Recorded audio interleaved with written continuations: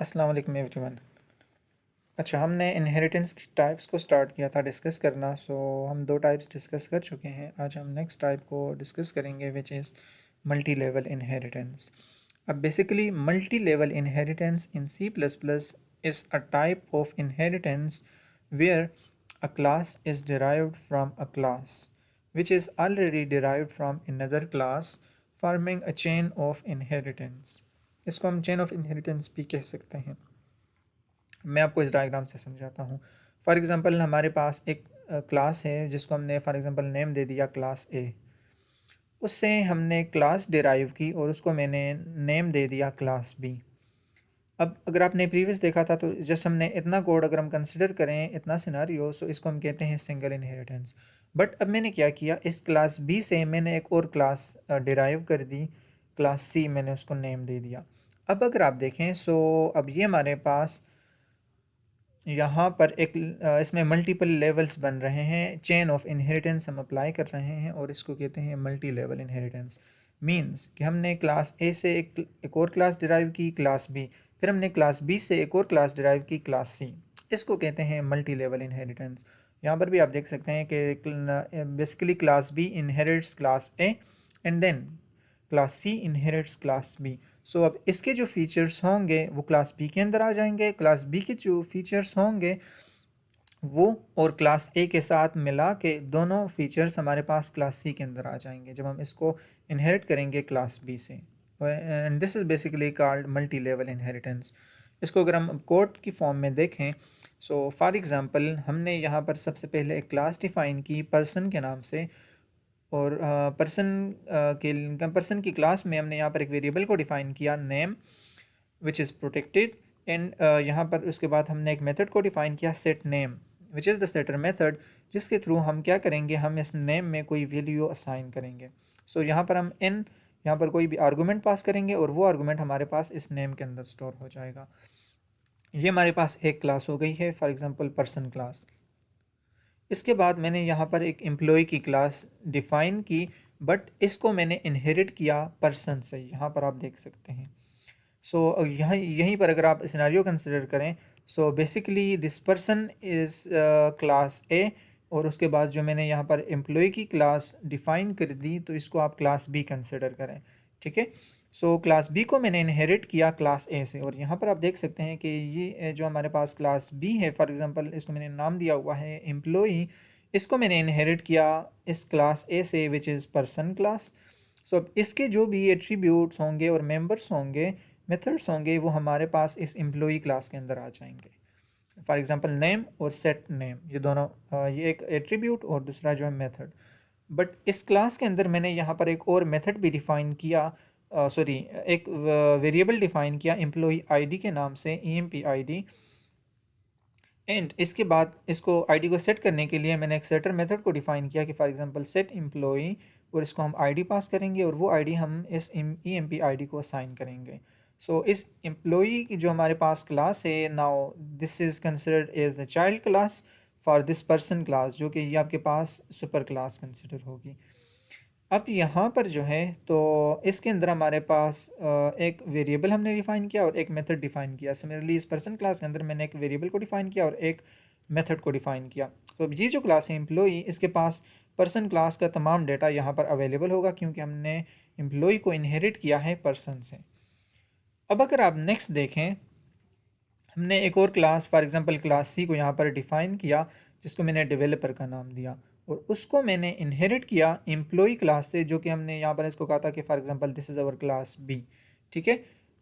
Exactly यही format हम follow कर रहे हैं। मैंने एक और क्लास यहाँ पर क्लास सी को मैंने डेवलपर का नाम दिया, उसको मैंने इनहेरिट किया इस क्लास बी से, जो कि वहाँ पर हमारे पास एम्प्लॉई की क्लास है।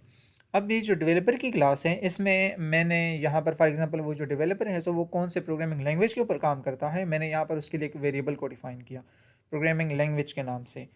अब अब उसके बाद मैंने यहाँ पर एक वेरिएबल डिफ़ाइन किया सेट डेवलपर। इसको हम 3 डिफरेंट आर्गूमेंट्स पास करेंगे। फॉर एग्जांपल उस डेवलपर का नेम क्या है हमारे पास, उसकी हमारे पास आईडी क्या है, एंड देन वो कौन से लैंग्वेज के ऊपर काम करता है, वो कौन सी प्रोग्रामिंग लैंग्वेज यूज़ करता है। अब इसके अंदर मैंने जो यहाँ पर सेट नेम का मेथड डिफ़ाइन किया था, क्योंकि डेवलपर को मैंने इनहेरिट किया है एम्प्लॉई क्लास से, सो एम्प्लॉई क्लास के अंदर जितने भी फीचर्स हमारे पास अवेलेबल थे वो इनहेरिट होके डेवलपर क्लास के अंदर आ जाएंगे। सो अब डेवलपर क्लास के पास आपके जो पर्सन क्लास के एट्रीब्यूट्स और मेंबर्स हैं वो भी यहाँ पर एक्सेसिबल हैं, और जो एम्प्लॉई क्लास के हैं वो भी यहाँ पर एक्सेसिबल हैं, क्योंकि एम्प्लॉई को हमने इनहेरिट किया है पर्सन से। सो एम्प्लॉई के पास दोनों पर्सन के भी हैं और अपने भी हैं। सो जब हम इसको एम्प्लॉई से इनहेरिट करेंगे, सो इसके पास डेवलपर क्लास के पास ये दोनों क्लासेस के एट्रीब्यूट्स और मेथड्स आ जाएंगे। इसीलिए मैंने यहाँ पर कॉल किया सेट नेम, और उसको मैंने एन जो भी हम यहाँ पर पास करेंगे वो वैल्यू पास कर दी।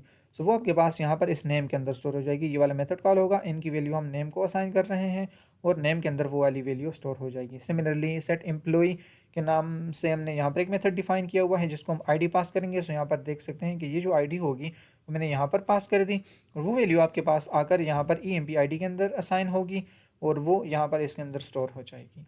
उसके बाद प्रोग्रामिंग लैंग्वेज जो है, यहाँ पर जो हमने वेरिएबल डिफाइन किया हुआ है, सो जो भी हम यहाँ पर लैंग्वेज में वैल्यू पास करेंगे वो आपके पास आकर इस प्रोग्रामिंग लैंग्वेज वेरिएबल में वो वैल्यू स्टोर हो जाएगी।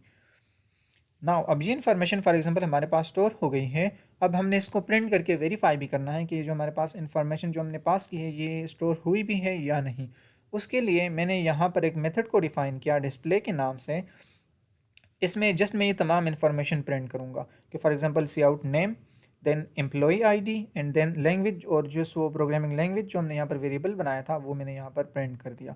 सो मुझे ये तीनों इन्फॉर्मेशन प्रिंट होकर आनी चाहिए कि जो भी हमने नेम पास किया है वो प्रिंट होकर आना चाहिए, जो भी हम आईडी पास करेंगे वो प्रिंट होकर आनी चाहिए, और जो भी प्रोग्रामिंग लैंग्वेज हम पास करेंगे सो वो प्रिंट होकर यहाँ पर आनी चाहिए। इसके लिए हमने यहाँ पर मेन फंक्शन में ये जो हमारे पास डेवलपर क्लास है इसका मैंने यहाँ पर ऑब्जेक्ट क्रिएट किया। ऑब्जेक्ट क्रिएट करने के बाद मैंने यहाँ पर मेथड कॉल किया, ये जो हमने इसके अंदर बनाया हुआ है डेवलपर क्लास के अंदर सेट डेवलपर के नाम से, और ये 3 आर्गुमेंट्स एक्सेप्ट करता है। First one is an which means name, second one is ID, यहाँ पर आप देख सकते हैं फॉर एग्जांपल मैंने नेम पास कर दिया हमजा, फॉर एग्जांपल आईडी मैंने पास कर दी 202, एंड देन मैंने लैंग्वेज यहाँ पर पास कर दी C++। अब ये मेथड आपके पास आके यहाँ पर एग्जीक्यूट होगा। सो ये इसके अंदर हम कॉल कर रहे हैं सेट नेम को एन, जो कि फॉर एग्जांपल नेम है हमज़ा। सो ये आके आपके पास इस सेट नेम को कॉल करेगा और नेम के अंदर आपके पास हमज़ा स्टोर हो जाएगा। देन सेट एम्प्लॉई का जो मेथड है इसको हम आईडी पास कर रहे हैं फॉर एग्जांपल 202।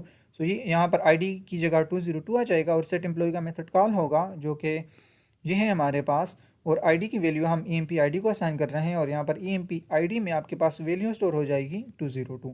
नेक्स्ट है हमारे पास जो हमने थर्ड पैरामीटर को पास किया है C++। सो C++ यहाँ पर लैंग्वेज में स्टोर होगा, और लैंग्वेज को हम असाइन कर रहे हैं प्रोग्रामिंग लैंग्वेज में, और ये वाली वैल्यू आपके पास इस प्रोग्रामिंग लैंग्वेज वेरिएबल के अंदर स्टोर हो जाएगी। उसके बाद जब मैं कॉल करूँगा d.display, सो मेरे पास ये तमाम इन्फॉर्मेशन प्रिंट होके आनी चाहिए कि for example name is Hamza, employee ID is 202, and language जो कि है फॉर एग्जांपल C++, सो वो प्रिंट होके ये तमाम इन्फॉर्मेशन हमें मिलनी चाहिए। So now let's execute this code ताकि आपको आउटपुट विजिबल हो सके।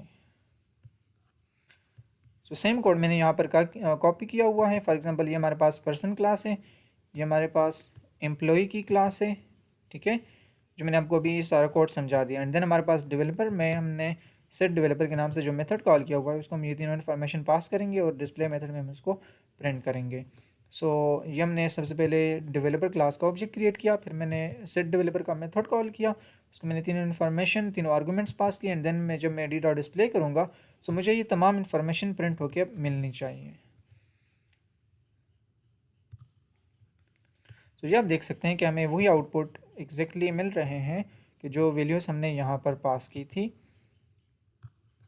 मेन फंक्शन में इस सेट डेवलपर मेथड को, ठीक है। सो ये हमने देखा कि हम जो हैं तो मल्टी लेवल इनहेरिटेंस कैसे अप्लाई कर सकते हैं। For example this is the whole scenario कि हमने यहाँ पर एक क्लास डिफ़ाइन की जो कि मैंने यहाँ पर इसको पर्सन का नाम दिया, ठीक है, आप उसको क्लास ए फॉर एग्जांपल कह सकते हैं। फिर मैंने एक और क्लास डिफ़ाइन की यहाँ पर एम्प्लॉई के नाम से, बट मैंने उसको यहाँ पर इनहेरिट किया पर्सन क्लास से। So person class for example class ए है, यहाँ पर आप देख सकते हैं क्लास बी आपके पास इनहेरिट हो रही है क्लास ए से।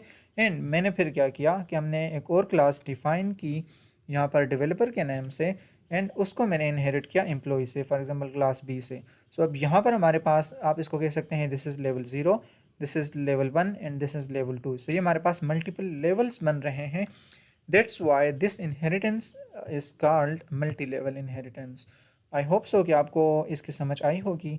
अगर आपका कोई भी क्वेश्चन है so feel free to ask as many questions as you can in the comment section. Thank you so much for watching this video.